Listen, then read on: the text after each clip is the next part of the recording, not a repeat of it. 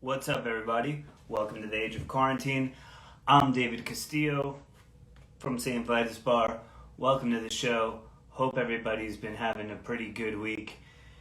It's been a wild time, as usual. Want to give a big shout out to Kane, one of my favorite breweries down here in Jersey. Shout out to fucking Three Floyds and Gumball. We have an awesome fucking guest, a dude that I've known for a really fucking long time. His name is Nathaniel Shannon. He's an amazing photographer, been on the road with tons of bands, captured incredible moments, and just is an overall awesome member of the scene. He also works at the bar, and he makes great music under his own name, Nathaniel Shannon and the Vanishing Twin. So without further ado, here's my dude, Nathaniel Shannon. Let's fucking cheers, motherfuckers. Nate. Dave, hi. Hey, what's up, bud? Should I do this vertically? There you go. Beautiful. Look at Look at that. that. We're in the future, talking to each other. Picture orienting. Just perfect. We're starting with a perfect digital orientation. How the fuck are you, man? It's been a while. I'm having a 2020. I'm still alive, so You, could be worse. yeah, could be worse. Could be, I don't know. We're this is the way that we need to hang out nowadays. So, cheers. It's good Yeah. to fucking see you. And let's just fucking dive right into it. We go straight into the history because we need to know. So, Nate, I always kind of, I always think Detroit. Is that where you were born and raised? Are you from Michigan?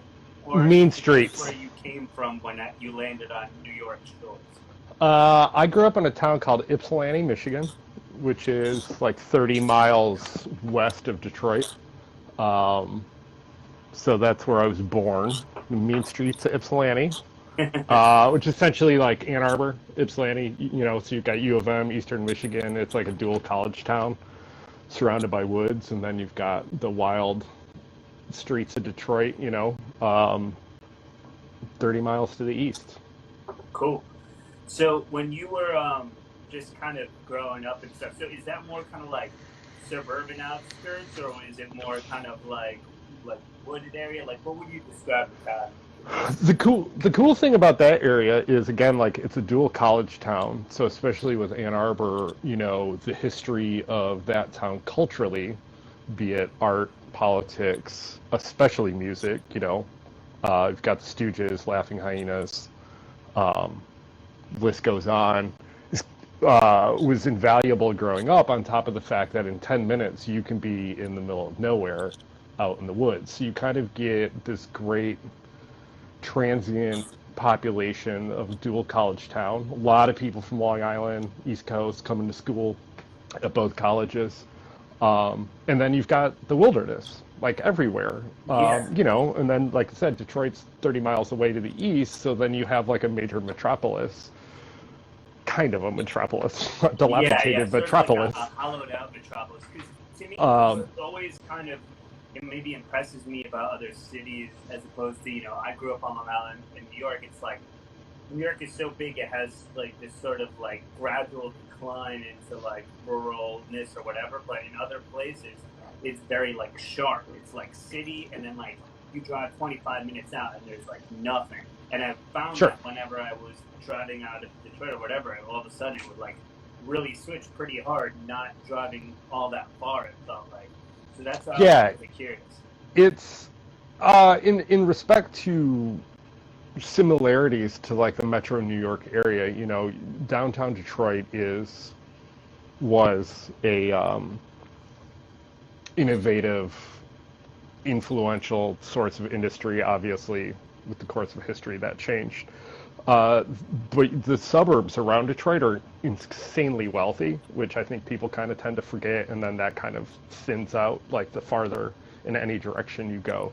So it creates kind of a really interesting, diverse population, especially you've got like the suburb of Dearborn, which is immediately west, which has like one of the largest Middle Eastern populations like in all of the United States. So not only like growing up around that culture is fascinating, but also like access to that kind of food Whereas like in other parts of the country, it might not be necessarily as culturally diverse as far as large populations of that community.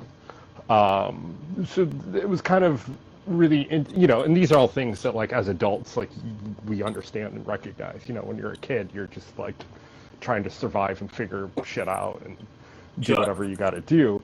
But having left there and coming to New York for the last 13, 14 years I've been here, it's kind of cool to like think back on like, man, I grew up in this like really kind of unique environment, be it the dual college towns or kind of just how culturally diverse like that area really was. Sure, yeah. I think for a lot of people, I think maybe, they just think of Detroit and all of the sort of post-apocalyptic sort of like how RoboCop with it. But when I think of it, I think about all of that, and just there's so many ghosts of all of the innovation that Detroit has had over the years, whether that be industriousness or industrial in many different ways.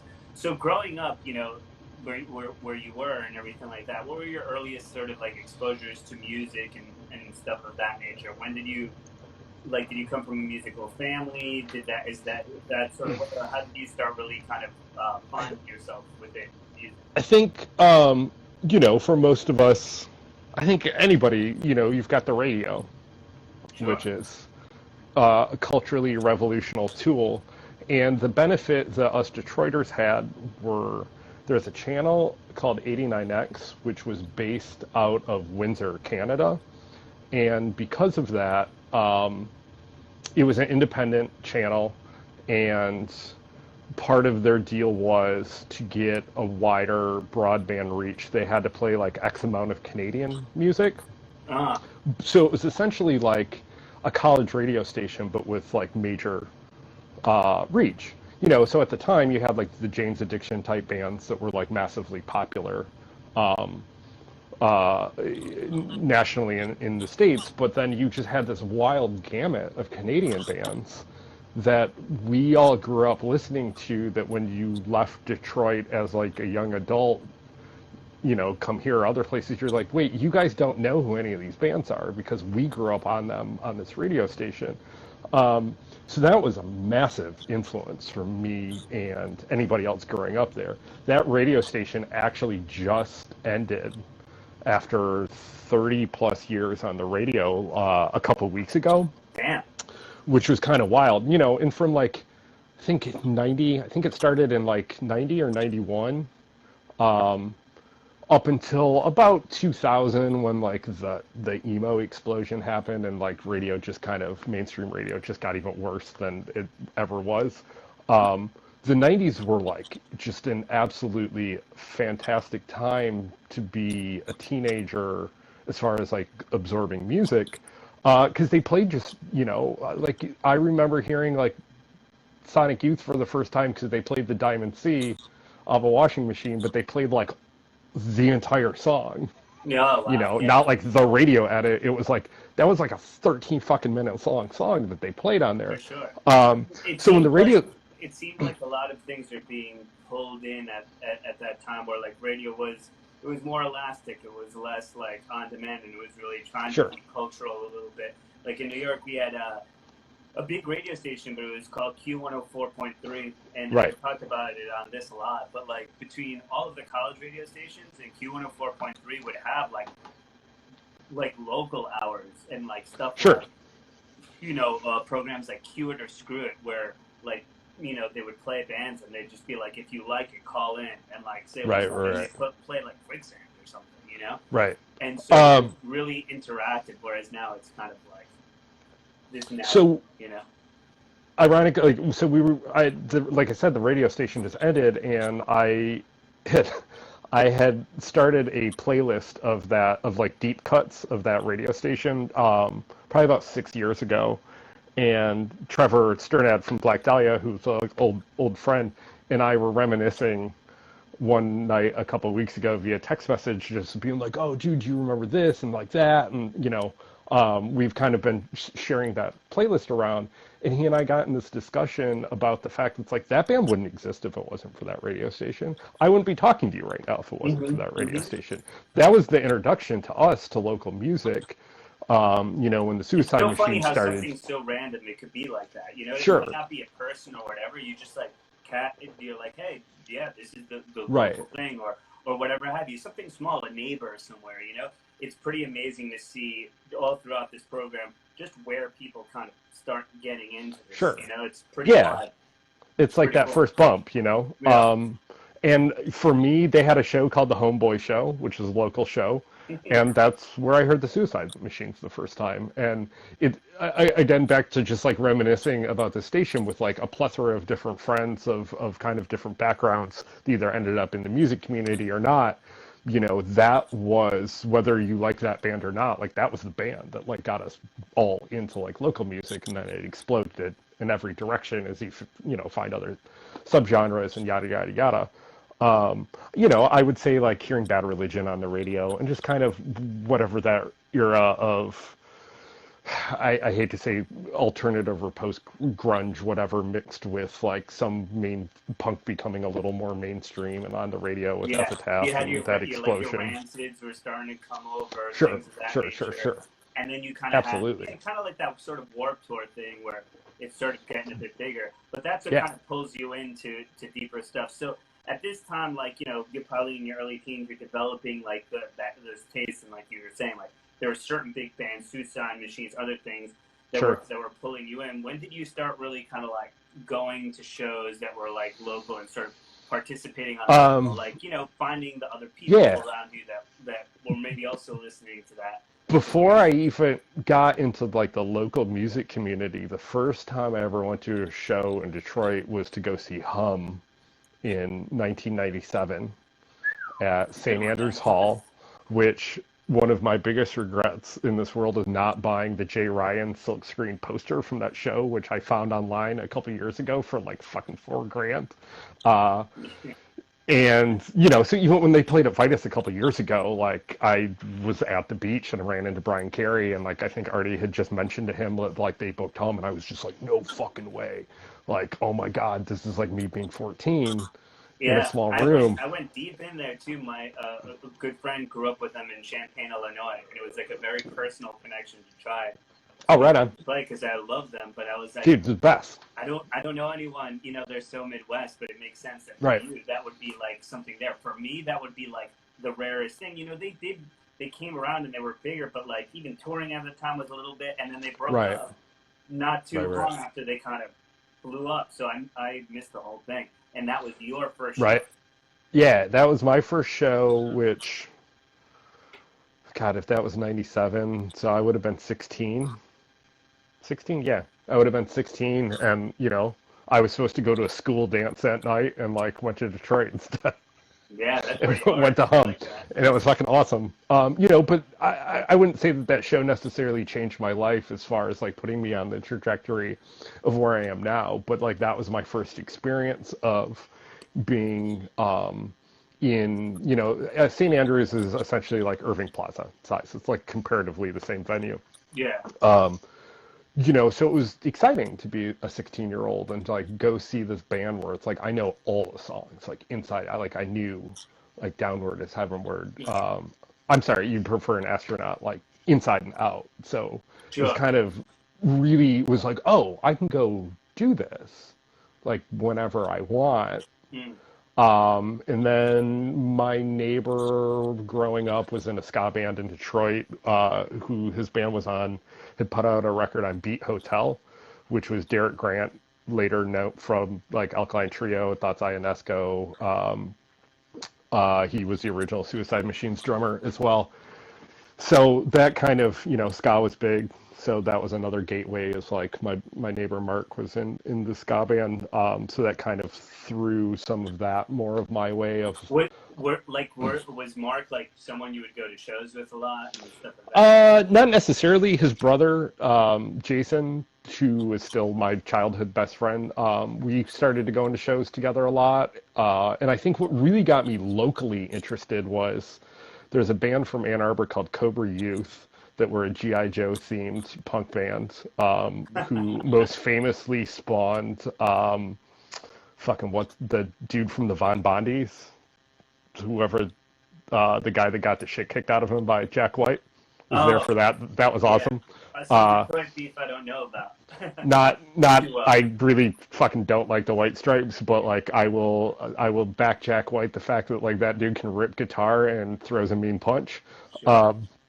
And has done a lot of really great things for the community. But anyways, Cobra Youth had this house in my hometown, Ypsilanti, and I went to see them, and a band called the Oven Mitts opened, who was Jeff Tuttle, who ended up playing with Dillinger Escape Plan years and years later, Oh, his band. that's Yeah, so Tuttle, the Oven Mitts were playing, they turned into a band called Capture the Flag that essentially was just like Lifetime with like Van Halen solos. And that absolutely got me hooked. Like going to that show, I didn't know Jeff at the time, but I saw him like just ripping solos over like these pop punk songs, and I was just like, you can do that? Not knowing that now, I don't know, 20 some odd years later, like I spent 20 years documenting that dude's career, you know? yeah, crazy. And it's those introspective things you think about where it's like, I was 17 watching this dude play guitar, not knowing like I would end up on tour with that guy. Yeah, Like exactly. 20 some years later, watching him and the rest of those dudes just beat the shit out of crowds and like Yeah, go it's funny buck because wild, you know? I look at like your Etsy shop and I look at like just your Instagram things of that nature, and I'm like, Nathaniel has some deep cuts, like stuff ranging back, and I'm just like, wow, it's interesting to sort of see, how you kind of everyone has these different pathways through. So Sure. you were kind of like doing that sort of stuff. When did you decide to did you want to play music first, or did the camera come first? What was first for you, and when did you want to kind of like, participate in the scene more than Sure. being a fan, right? It's like everybody has that line where they're going to be like, I want to be in a band now. Like, when was that moment? What was it like? I played saxophone for years and almost went to music school for that, but realized I don't want to be a professional like, what the fuck am I going to do with playing professional saxophone, you know? And I was really, really good at it, but it was like, I know even teenage Nathaniel, like, I know I'm not going to be able to stay committed to this as an adult. And I had a friend in high school who was going to take do dual enrollment at the local community college and take a photo class. And I was like, oh, that sounds fun. And I tried it, and just like the first time I went into a dark room, I was like, dude, this is it. Like, I made that. Like, I always loved drawing, painting. Obviously, I love music. I love playing music, picked up my dad's classical guitar at some point as a teenager and kind of just like fumbling around with that stuff. But the camera thing just, I guess I've been chasing a high, so to speak, and chasing that dragon of like getting that feeling that I felt the first time that I was in a dark room and I saw that piece of paper in the developer come to life. It's like, you've played in bands for years. I've played in bands for years. You've played a billion shows that like you don't remember and meant nothing. It was kind of like, oh, okay, that was cool. But then you get on stage that one time and you have that moment where just like everything kind of comes together, and it's like that boner moment of just like, oh shit, like, this is all I want to do the rest of my life. Yeah. So that was really it. And I had gone to some show in Detroit. I don't even remember what it was at this point. Shot something, developed it, and was just like, oh my God, this is it. And I had already been going to see bands and stuff play, and it just kind of made sense that it's like in my town, trying to find people to play with, given that I was like such a Catherine Wheel, like I was super into like shoegaze stuff, especially with that radio station I was talking about and all the Canadian bands.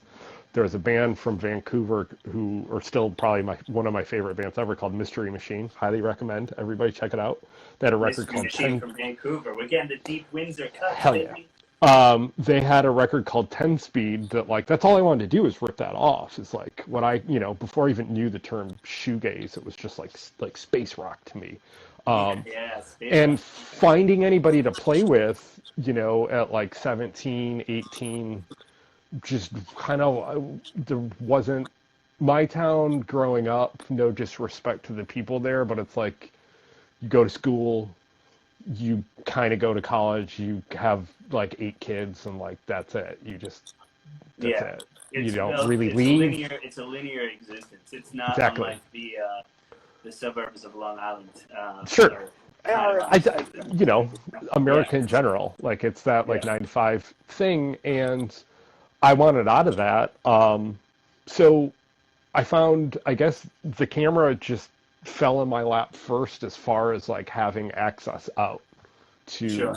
explore what else was going around in Michigan at the time, more so than the music thing, which I had pursued for years. And like, I kind of got a couple bands together here and there, but like nothing ever really stuck as far as it working out, or, those relationships are incredibly complicated and difficult to try and create and collaborate Absolutely. with other people.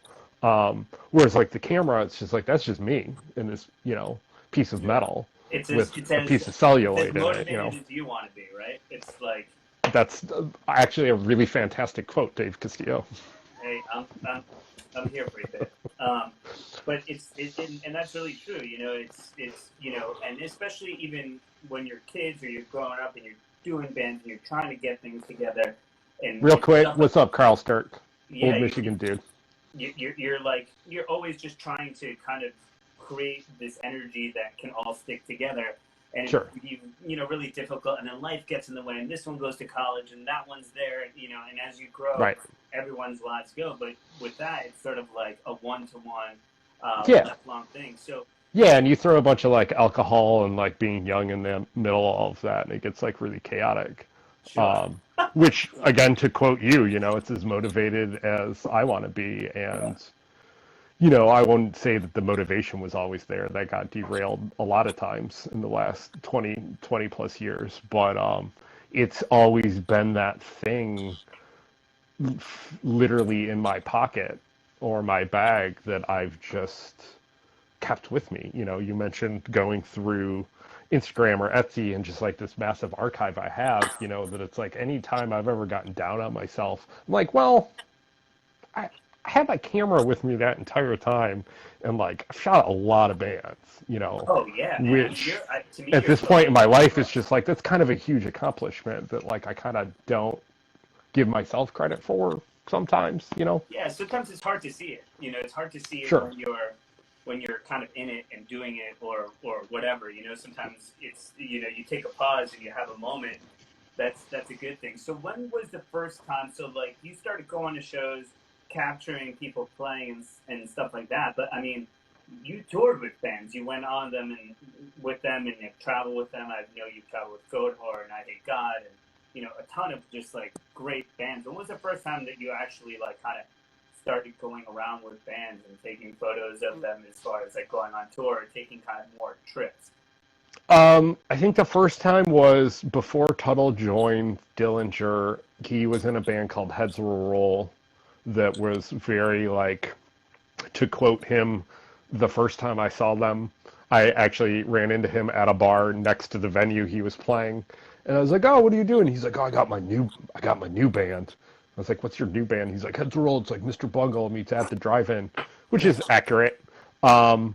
So they went on tour with Dillinger, Zombie, and the Kinnison, because our buddy Dave Latham, PRD, Punk Rock Dave, old Detroit dude, was Dillinger's guitar tech. Mm-hmm. So he got them on that tour, Difficult and job. I just was like, dude, I gotta go. I want to watch Dillinger, and like I also Zombie had I think Cosmos out, like their first full length on Relapse. Who like and like I was super into that band, and I was like, I get to watch like So good. the best horror soundtrack band besides Goblin ever, Pretty much. and Dillinger play every night. And hi, Steve and Tony. Like, I mean, I know that you're a Zombie fan because you and Fred booked them years ago at like Santos, but like, holy shit, that band's so fucking good. Amazing, and it's so cool that like, always showing the progressiveness of that band, like Mm-hmm. doing that with Dillinger Escape Line even in the day, Yeah. where it was just so wild. I mean, just I love bands who are always adventurous with their curation and just if they're bigger as well, trying to bring stuff along and push the tastes of their audience. And probably so many people there were exposed to obviously something like Zombie maybe for the first time and kind of hitting their trajectory. So and I you think were with Tuttle, and then because you went on some early Dillinger Escape Plan tours when you were part of the band too, right? Yeah, I hopped along with them a couple times. And just real quick about like even that tour you take things in retrospect of like the way we both grew up of like you've got the ska band and then the folk guy and then the emo band, then the hardcore band, and then the At the Gates ripoff band all playing together, right? Sure. That tour, now that I'm thinking about it, is like one of the last tours I can remember or shows I can remember. You've got Dillinger, you've got Zombie, you've got Heads Will Roll, which was like this weird thing, and then you have the Kinnison, who were on par to be like the next, like, sorry, Chris and dudes, like they're old good friends of mine at this point, but like kind of hip, like screamo band or whatever they would describe themselves as, where it's like a very diverse bill, where it's not just like here's a metal band with another metal band playing with another metal band at a metal venue, which is still, as you were saying, just kind of fun to like watch this like dichotomy of just like literal fucking nerds that really like music playing music together on stage for like 2 weeks straight. Yeah, and not being so exact about it. I think that was like that sort of spirit of sort of cross pollination, very evocative of the time, and just something that's really cool. That obviously like pushed. When you're next to all that stuff, everyone's sort of picking up something from one another, right? And you're just kind of feeling that. So you were already kind of getting to capture pretty early on, like a lot of like interesting stuff and starting to travel and do things like that. And that was all kind of in Detroit, and kind of right around where you grew up. What made you decide to come here and move to New York and start doing things like I mean, what is that here? The honest answer is like I would be dead right now if I stayed in Michigan. Yeah. Like no question. Like I would be in the fucking ground. It was just not a healthy environment for me anymore. Personally, emotionally, spiritually, like I was not getting what I was looking for out of life. Between a plethora of reasons, but it was just like I had to get the fuck out and move on. So I had applied to the School of Visual Arts, the Gamma Visual Arts School, and got in there and was like, I'm out, like literally, I think I got in and decided December of 2007, like I'm out. I'm going to start school in January. And like I bought a plane ticket. SBA guy. Interesting. Yeah, don't go to school there. It's a waste of money. And yeah. Did you go to school, SBA photography, got in, and then just was like, I'm out? Yeah, I that was the motivator to get me here and played a pretty crucial part of, my New York existence. So did that, went to school. I have, a massive amount of art school debt now that I'll probably never dig myself out of. But at the same time, as far as like staying optimistic about things as you get older, it's like, well, that debt sucks. And if I could tell old me not to do that, I would absolutely tell old me not to do that, old Thaniel. But like current Thaniel is just like, well, I'm also like talking to Dave now over the cell phone in my attic because I made that choice. So like for all the fuck ups and mistakes and awful things and beautiful things we all go through in life, it's like I'm here right now because of those decisions. So like, is that worth the debt? Yeah, I guess so. Yeah, sure. It's hard to say, right? I mean, it's just one of those really crucial moments. But like you said, it brought you here, and it was, you know, a big part of sort of setting you off on your sort of trajectory here. So For when you sure. got to New York and stuff, you know, what was it like starting to take, you know, you're in art school and stuff, so you're kind of learning the finer points, I'm sure, of like a lot of different, you know, of your craft and doing that sort of stuff. But what was it like to just start taking photos here and start getting into the New York scene, and what did you sort of find in terms of doing that sort of stuff? My favorite part of your sentence was the finer points of my craft at art school. I don't learn shit from that school. Okay. Which is fine. I don't need to go off on a rant on fuck SVA, but you know, here let me step back on that. I did not have a pleasant experience there. Yeah. But I took that negativity and frustration of dealing with a bunch of rich white kids who just wanted to cry to each other rather than like actually do anything. Yeah. And I poured that into making stuff that I found entertaining, coupled with the fact that, you know, it took me a little bit of digging, but, you know, I started to, you know, like I met Rich Hall and like the who's who of whatever was going on in New York in 2008. For the genres of music I responded to, you know, audio-wise and with my camera. You know, I met you through Fred Makita because I met Fred on a fucking subway. Then Converge was playing, and Fred came up and gave me a flyer, and like that's why I'm sitting here right now with you. So what's up, Fred?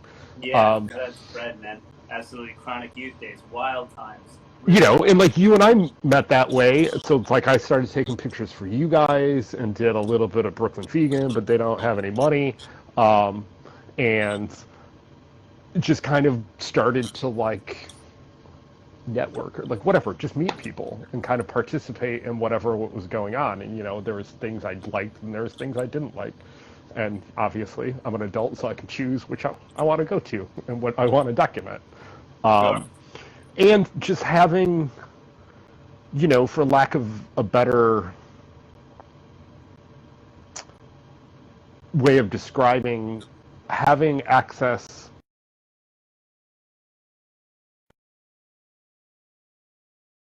this month, 2 shows are going to come to Detroit that I can like eagerly wait for versus like, oh God, this is going on tonight and tomorrow night and the night after that. Like there's always something going on, which is also, you know, at pushing 40, kind of exhausting of like, or I'm sorry, it's scary to think about like ever leaving this environment simply for the fact that it's like whether I want to or not, I can constantly always go participate. All I have to do is go outside and it's there. Yeah. It's literally, you know, like everything's at your fingertips. Like, which any given night, it's just a buffet of like, 100%. Like, 100%. There'll be something there for you, which I can imagine is like a photographer and stuff like that must be like just super compelling at the start, especially, right? Where you're just like, and what do I want to capture today? It's stimulating. I mean, it's just all stimulation. I think the biggest reason I even got into shooting bands was the stimulation, you know. It's one thing to listen to something, but it's another reason to watch dudes beat the fuck out of each other while somebody plays guitar. Dudes and dudettes. You know, I like aggressive music. Don't get me wrong. I like a lot of non-aggressive music. I don't think that photographing non-aggressive music is terribly interesting to me at this point in my life because it's more about the chaos of what's going on in front of me. You know, Sure. I respond to that energy the same way the people in the crowd respond to that energy, you know? Sure. I love Azure Ray. Like, those 2 women have written some of the most hauntingly beautiful music of the last 20 years. I've seen them countless times, but, like, they're not super interesting to photograph versus watching insert metal band or hardcore band of, like, shit, am I gonna, like, get kicked in the face again by a cop at a show, you know? Fuck that guy. But at the same time, like, that is motivating because it's like I respond to that. Like my pictures respond to that. For sure. And I mean, that's kind of mostly, you know, when I think about the photography that you take and that you see sort of a lot of the stuff that you captured, it's a lot of times I think I'm like, damn, how was Nathaniel in there? I mean, like, he had to be right in there, especially in some of the more chaotic photographs Sure. that I've seen you. And I think it's like there's a lot of like intimacy and sort of personality. What's it like trying to go get the shot? So I think the intimacy thing is a fascinating word. Years ago, before I moved here, I knew I had a friend from Michigan who actually went to SVA. She was interning at Rolling Stone and got me an interview or a portfolio review with Rolling Stone. And they were like, all these shots are too close. And I was like, what are you talking about? They were like, they're too close. Like, you need like wider shots to show what's going on. I was like, no, man, like I'm in that dude's face. Like, he's going to hit me with his guitar. And they're like, yeah, that's not what we want. And I was like, I don't give a shit what you want. Like, I'm taking these pictures because I'm in Dave's face. How many times have I photographed you, Dave? A bunch. I'm in your I face. know, yeah. You've hit me before. Everybody's hit me before. Yeah. Because I'm in your face. That's why my work looks the like it does, and it doesn't look like every other kid with a camera in a crowd.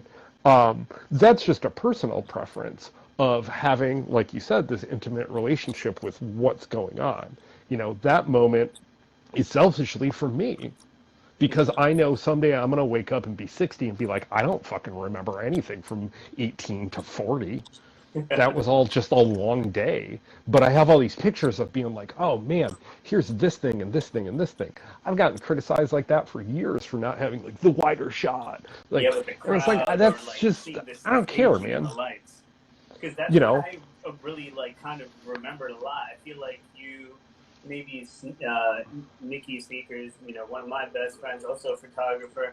There's a couple people that I think they were really like on that, like trying to get something a bit tighter and would go to great lengths to try and make it happen, you know? And like, I think that for a lot of people, especially before everyone had like a, you know, an iPhone that's just in their pocket all the time anyway, and they could just like snap something kind of all right. There were like these people like yourself who were like me shooting with film or like really early digital cameras, and like they were just like in the fucking mix. And really just like, it made you feel like you were at the show. And I literally, because of that, I see what I even look like, right? I don't know what I look like when I sing, but like you were sort of right there. And I've gotten all these sort of shots from you where I'm like, damn, I'm like, my man's like right there. And sometimes I notice, sometimes I don't. Have you ever felt like that line was blurred before in a way that wasn't good or sort of was fun? Or how did you kind of find your way around like kind of doing that between being an audience member, a performer, and shooting? Because it's kind of in the mix, right? I think the deeper question is like the ethical issue of rules when it comes to how to photograph music, which has become a hot topic with me as Live Nation takes over everything and venue policies change as far as like song limits, using flash, yada, yada, yada. You're getting more than likely, how do I say this? Because I don't want to say everybody makes money off of music, because not everybody does make money off of music. But like, you're on stage performing, my job is to document that. Yeah. I'm not going to tell you how to play, don't tell me how to document you. I'm not going to cause a problem for you. Yeah. I'm not going to be in your way. I'm not going to change your trajectory of emoting whatever you spent years writing. I'm not going to do that. You don't know me necessarily, so I could see where there would be an issue with that. But like, you're right, Ivan, you don't make any money off of music. But that relationship has changed greatly in the last couple of years, and it bums me out because people do get egos. And I also respect the fact that there's so many more people shooting now than 20 plus years ago when I started. You know, if you see somebody like with a you camera, see, like, these bigger shows too, and you just see like the photo. Dude, it's crazy. Like, it's crazy. Sometimes I'm like, did they build like a different VIP section like in front of the crowd? And it's I'm like, crazy. no, those are just photographers. So I was like, oh shit, you know. Last fall, I'm trying to think. Oh, it's the last King Diamond tour. So that was last fall. Fred Edsby and I went to the King's Theater for King Diamond, and shot the first 3 songs, came back, and he's like, oh, how was it up there? And I was like, there's 25 people shooting this show. Yeah. 25 people. 90% of which don't know what the fuck they're doing. Yeah. Which is fine. I'm not going to judge your skill set, but like, you're in my way. Yeah. There's no rules here. Like, it's fucking war. This is war to me. You have to fight to get that picture. And if I'm in your way, then push me out of the way, and then I'll push you back, and it's fine. It's competition to a certain degree. I'm not saying that I enjoy that physical element of competition the way I once did when I was younger, because I don't. Like, I don't want to be a dick. I just want to be left alone and do my job. But all of that's changed. You know, like, I admittedly hate shooting bigger venues now simply because of the politics of people who grew up taking pictures in the Facebook, Instagram age of, like, it's all about getting likes and this bullshit. And there's so many, to get, like, negative about it for a minute, there's a lot of jerk-offs in the city with cameras that take pictures of music and other things. I saw the same thing out documenting the protests this summer, where it's just like, why are you here? Because it's not because you love this band, it's because you want this adoration from people, which has changed the dynamic of the passion of why you're in this physical zone, the photo pit, or in front of the barricade. Like, you know what I mean? For you, it was like this very organic thing that you kind of grew with this scene around you, that a lot of these bands just, they ended up becoming bigger or whatever have you, but like Jeff Tuttle wasn't always in DEP, or Tucker, you know, like, you just kind of were around these folks, and sort of it naturally sort of happened, where there are people now who I feel like they have more of the role of the band photographer and what that means in mind, as opposed to just that, like, hey, and then I got a camera, and then I was asked to, like, do more shit, and, like, now I'm on the road, and, like, I'm in this sort of mix, and it's because I care about independent music more so. So that's always kind of a thing, right? I guess, you know, being an author of photographs and that being the thing, or just really kind of being a little bit more just like, let's let the content do this kind of talking sort of like aspect of it. So how did you sort of, like, as far as you kind of, you know, saying like, hey, in the Instagram era and stuff like that, a lot of people are obviously taking more, you know, photographs, you know, shots. You know, how do you feel like you can still, you know, kind of stick out, do your thing? And I think you could really see a Nathaniel Shannon photograph because it has a lot more of a pedigree to it. I'm 6'2", and I've got an arm span of however far my arms are out when you put. So if I've got my flash held up here to throw a little bit of fill on Dave Castillo while he's singing on stage, and my camera, my lighting's going to look different because I'm 6'2".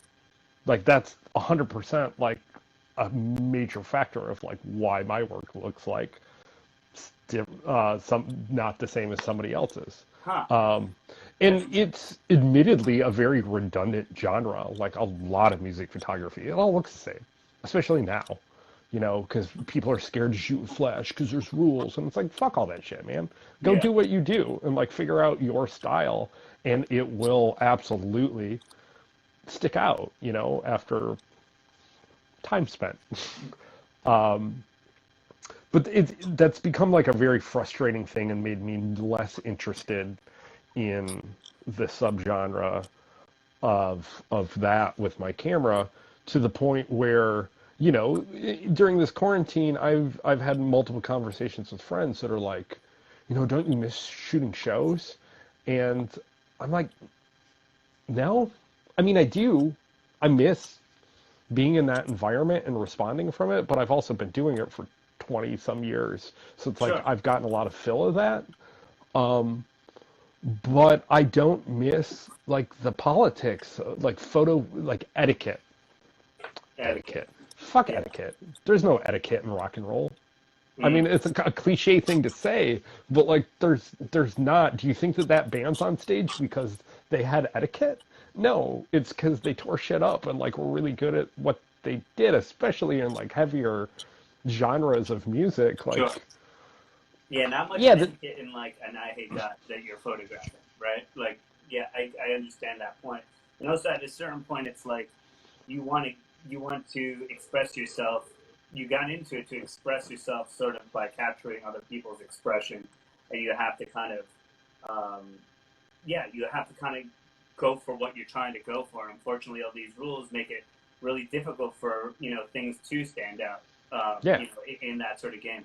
I want to kind of take a quick aside from the photo Sure. sort of aspect, because you've been touching that, and that really is obviously what kind of led you here in a lot of your journeys. But then you started, doing the solo project maybe like 4 years ago. I mean, it really honestly started like a decade ago to a certain degree, as far as I had played in a couple bands in Michigan, nothing really went anywhere, moved here. My girlfriend, when I first moved here, had a Tascam digital 8-track, and I just started kind of fucking around with recording what I wanted to be my Mark Lanigan masturbation of not having people to play, I guess, more aggressive music with and trying to write that kind of stuff on my own. It was like easier to just kind of write these like moody, like songscapes, if you will. And it wasn't anything I really set out to do intentionally, as much as something I had been doing. That Eric and Jonathan from Aqualam approached me. I've known Eric for years. He was among the first people I met when I moved here. The whole Descender crew. And they were like, we want to put these songs out. I had recorded a bunch of demos. I was like, we want to put these songs out. And I was like, no, man. Like, this isn't even music I really even wanted to play. It was just kind of something I did to fill time. And the more they kind of put pressure on me to do that, the more seriously I guess I kind of began to take it. And I had run into Steve Austin from Today is the Day, who I've been photographing for years, and he's a good buddy. And I was like, hey man, I kind of trust your judgment as a producer and obviously as a musician. Totally. In the eyes of God, and like Temple and Sadness are like some of the scariest records I've ever heard of, like fucking man versus world, that it was like, whatever Steve Austin says to me, I'm going to take that like at heart, like way more than other people. And I sent him these, he's like, yeah, send me these songs. And I sent them to him, and he called me and it was like, Nathaniel, this shit's fucking weird, man. And I was like, I guess that's a massive compliment, and I was like super giddy to like kind of get that kind of feedback from somebody I respected and had become that's always really a peer. The biggest thing, is getting something like that can always make you just really motivated, right? It's like worth 10,000 opinions, it's just like 100%, you dude. Expect, right? And like someone who, like you've, legendary artists, honestly, and just amazing. So that kind of like started being like, maybe I should take my friends up on this and take it a little bit more serious. That was a huge motivator. So I was like, give me some time to rework this stuff, re-recorded a bunch of shit, got Steve involved. He mixed and mastered the first record, and Aqualand put it out, started playing shows by myself, acquired Godmaker as my backing band a couple years ago. So I've been playing on and off with them, which has been cool because those dudes are like, I don't understand like their technical proficiency of music like at all, Pete especially. I mean, all three of them, John and Archie, are also just like phenomenal musicians, but that also was like a massively huge influence of like, I'm playing music with these dudes that I don't belong in a room with, where like every time we have practice, I'm like, I feel fucking stupid even being in this room. Oh, yeah. But they're also like three of the nicest, most supportive people, and incredibly patient and encouraging, and like I've developed songwriting and musicianship light years just playing with them. Sure. But it's also cool too, though, when you have people who are like, I mean, it really is like they're coming into your sort of vision of like, you're writing the songs, so you're like, hey, I got this thing. And they're coming in we're not doing something new. We're doing like this sort of thing, and they're willing to come into those roles and fill them and help Mhm. shape that. That's really cool too, because in a way, just to walk in the door, they already believe in what you kind of got going on, and so that must be a cool feeling, like to be like, hey guys, I want you guys to kind of come in and start playing this, and they're like, okay, yeah, we're dope, Yeah, or yes, we're down to do that with you, yeah. It's for sure. weird being. I kind of assumed the role of conductor and band leader when I was like, I don't want to be the band leader. Sure. Like, I don't want that role. Other than, like, it's my songs, but, like, can't you guys just tell me what to do? Because I would be much more comfortable in that position. Um, but it's been a cool relationship of just be like, hey, guys, play this. And they're like, yeah, all right, got it. And I'm like, how do you got it already? Okay, awesome. Yeah. Move forward. So that kind of really expanded on my interest in, this is all just kind of a hobby to me and just a side thing on top of like painting and writing and doing a billion other things to keep my Sure. mind occupied. But it made me take everything like way more seriously of like I've kind of found this niche of songwriting, which is admittedly like kind of weird and pros and cons. I think of what I'm doing is like I don't really fit in anywhere, which I Mm-hmm. think is great in terms of back to what we were talking about. Like here you've got the 5 band bill where like everybody's different and they're cool with it because we're all friends. But now in 2020, it doesn't necessarily work that well sometimes when it comes to like people need like a package of all these bands are the same or Sure. else like people lose interest, Yeah, which it's is definitely. weird. I feel like in a way the pendulum swung very far towards like this uniformity, but it's Yeah. sort of on its way back. I feel like where you see a Yeah. lot of like, in the hardcore scene and a couple other places, like there's starting to be more of like. But now my friends have started this kind of band. I still want to play with them or X, Y, and Z. I think it kind of goes in phases where it's like Sure. maybe also a lot of people are making the same kind of music around the same time in a lot of different active bands, and then maybe as some of those things sort of mature and change and splinter off, it kind of like creates a little bit difference. But there was definitely a time I felt where it was like, I don't know if this belongs to the playlist. Right. It's kind of like, dude, whatever. Like, it can be, fine. What was it like for you? Like you said, you acquired the band, you started playing by yourself at first. What was it like just starting to play live and play shows for you doing this particular thing? Because for people who haven't necessarily heard it, who may be watching this, it really is, you compared it to sort of Mark Lanigan or even like, Scott from Neurosis' solo records Sure. and things of that nature. Same, like has like just kind of like this stripped down, but still not with a backing band, dark, gravelly vocals, but there's a sort of psychedelia to it. It's really cool. It's worth, you know, checking out, but also when you come to kind of bring that live, it's not like the loudest band. It's sort of intimate and it's like very lyrical in its sort of way of Yeah. being. How did that come together, and what was it like just starting to play that kind of stuff? I mean, playing with them has made it way heavier than I intended. But I think that that's kind of a cool avenue of just because it's recorded one way doesn't mean that it needs to be executed the same way. Sure. Not fucking Radiohead, where like, no offense to Radiohead, but like that record sounds like they do live. There's not like a lot of room for like innovation on stage. And it's pushed the energy of where I think that would be if it was just me playing by myself. Sure. Yeah. In a way that I absolutely am super appreciative of. I've always loved the idea. I love juxtapositions and everything I do, and just people and art in general.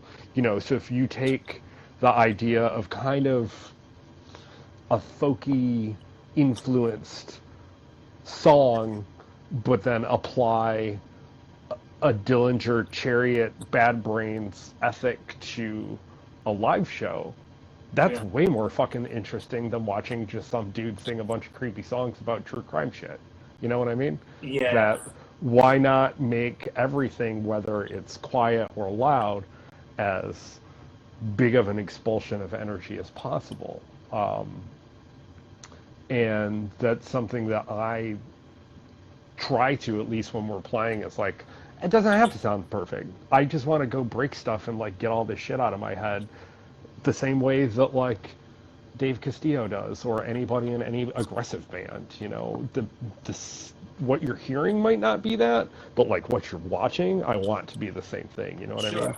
I agree. I think that there's also like, I think when you're after like a feeling and not an aesthetic, it's a better thing.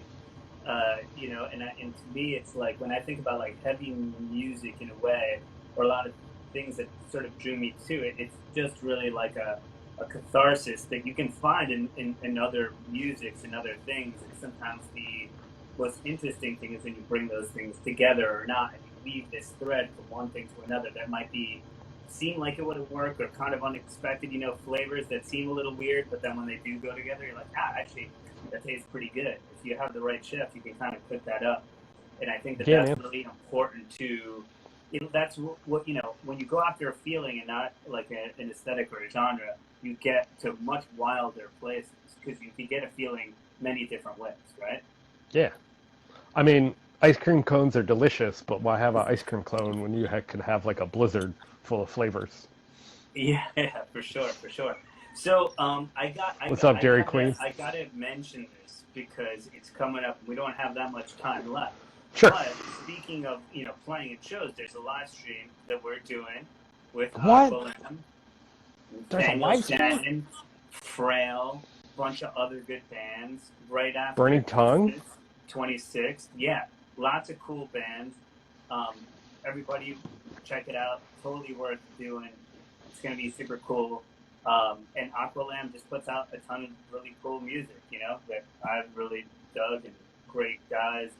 Nathaniel's on the label. Totally, a total Brooklyn thing. Everything from Descender to you guys, Godmaker, lots of cool stuff.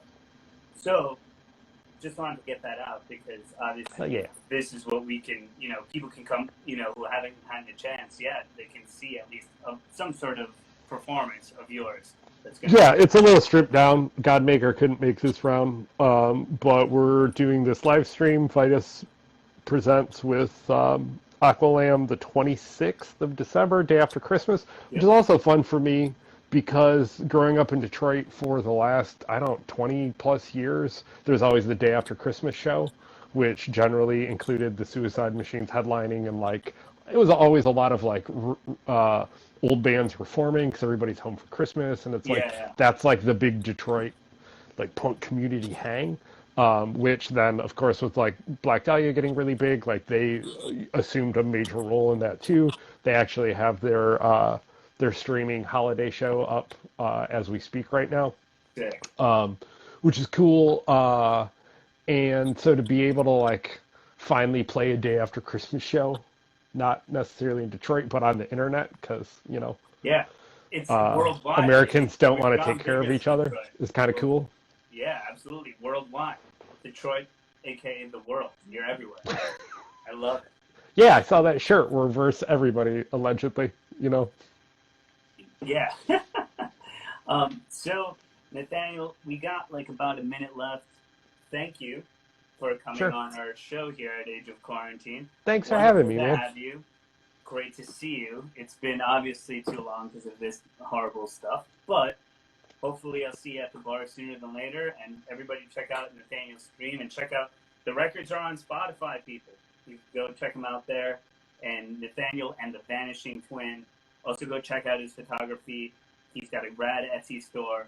So much cool stuff there. And he's always working with really cool organizations and people in the scene to help them out. So check out Nathaniel's shit. I'm out of here. Ciao. Fuck Mitch McConnell. But definitely.